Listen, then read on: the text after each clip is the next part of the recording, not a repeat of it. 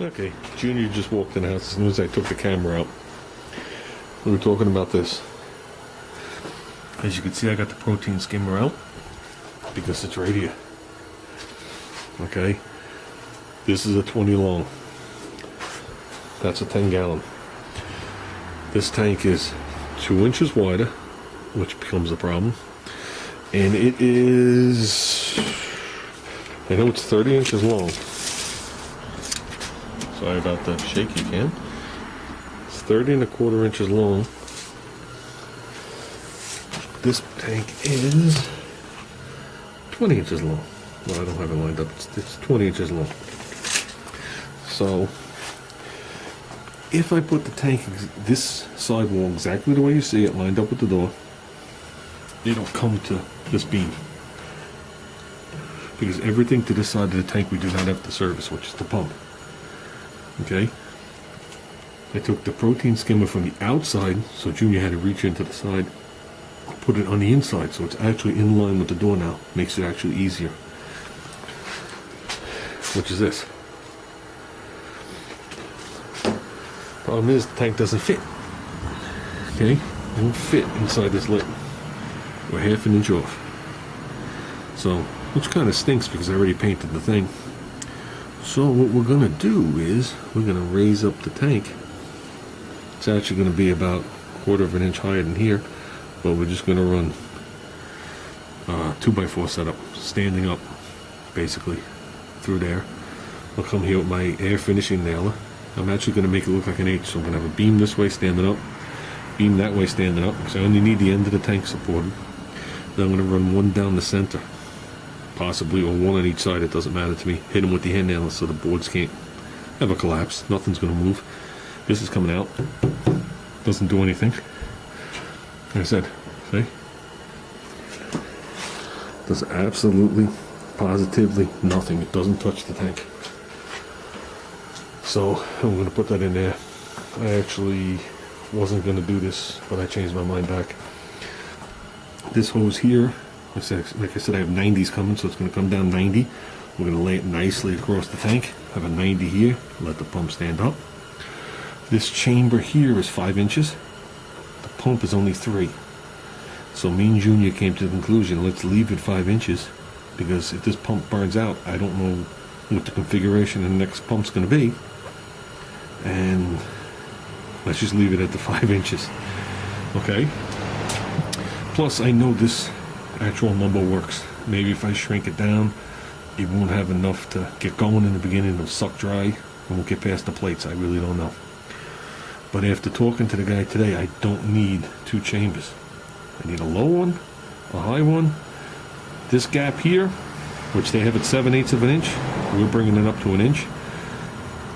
The gap between this plate and the floor has to be the same, but we've already measured it to 1.5 inches.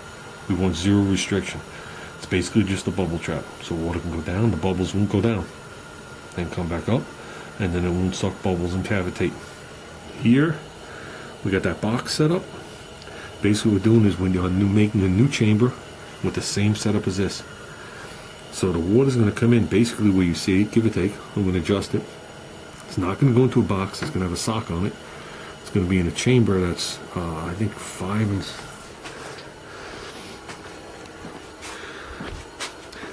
The water's going to come in this section right here. Let me give you an aerial shot. The water's going to come in this section right here, this whole area here, and it's going to have a sock on it.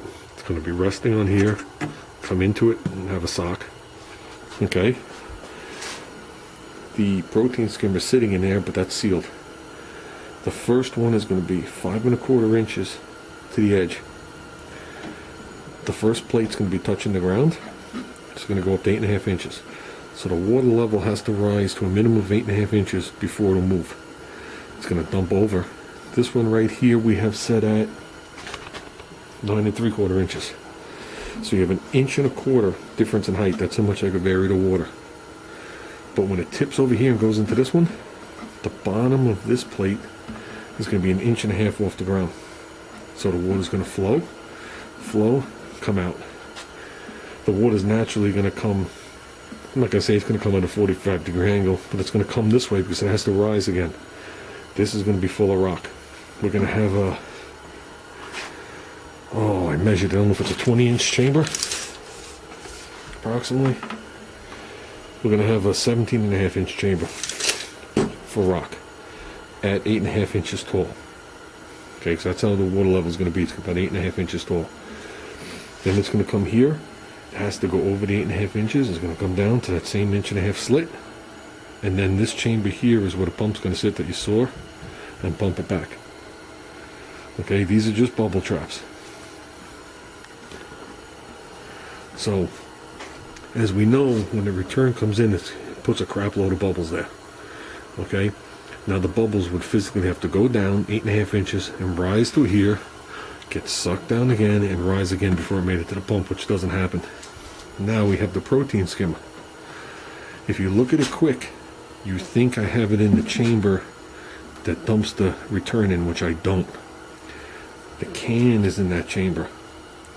The tubes, the inlet and the return, if you look at it, are in this chamber, because they want this in the center chamber. Okay, I just did it this way because that's actually wasted space. So if I put the can there, I'm not losing any space.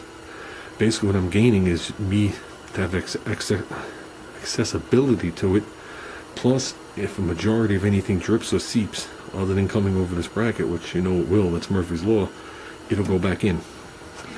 So I'm not going to peel this back. Basically this has a pump a couple inches off the ground with an air hose. Okay, and that's the thing that's supposed to go up to the air silencer. So basically what you're doing is this inlet, you're cavitating it with air. So now you're mixing air and water. Comes up, does all its stuff and whatever it does. And then it comes back into the tank. There is a little black box that you always see me moving around that it splashes into so it doesn't make bubbles and stuff all over the place. And it has a foam pad in there, so it's actually silent. So, and that'll all land in the second chamber and be moving over to get pumped back in. So the filtration's actually going to be the sock. It's going to, get the big stuff. The protein skimmer is going to skim it off. Protein, it's poop, it's whatever it is, that skims it off to where it bubbles. The rock itself has the algae and beneficial bacteria in it, so the water's going to go through there. Okay, and that rock, like I said, we're going to put that rock pretty high. Then it goes up and back into the tank. The tank's going to have, we're guesstimating in the tank, 75 to 80 pounds of rock. So the rest will be down here. And just that alone will be enough to filter this. And like I said, the reason we're going through this is if later on he wants to put coral in here, at least we're set up with a 20 going. This should hold approximately 15 gallons of water when it's up and going. And then hung above this will be a light. And from what the guy explained to me, I have to cycle this light totally opposite to the light that's on the top, so I keep the algae growing in the water at all times instead of it growing up top. So the only thing I have to do now is I have to run to the depot and get either glass or plexiglass. They used glass in the other one. Glass might be a little easier. So I figured I'll start by gluing one here, letting it set up overnight, then I'll do the second one. And like I already said to Junior, no matter how I do it, you're going to see silicone all over the place. I'm not a machine, I'm not a professional, and you really can't get in here. So you do, from what I've seen people do, you do the best you, the first one you can do, decent. You glue it, you put it in, and you put glue down the sides. This other one, you glue it the best you can, you get down the best you can, it gets all nasty, then you glue it down the side. So the only thing that would be different on this is if he wanted to run sand. We chose no sand. This was a big discussion, because if he's running sand, we have to put one more baffle here, or else the sand will close up this water gap. So you'd have to have a baffle, a short baffle, or 8.5-inch baffle would be up to him. So are we going to do it? I don't know if we're going to put the other baffle in. I don't know. So I don't know.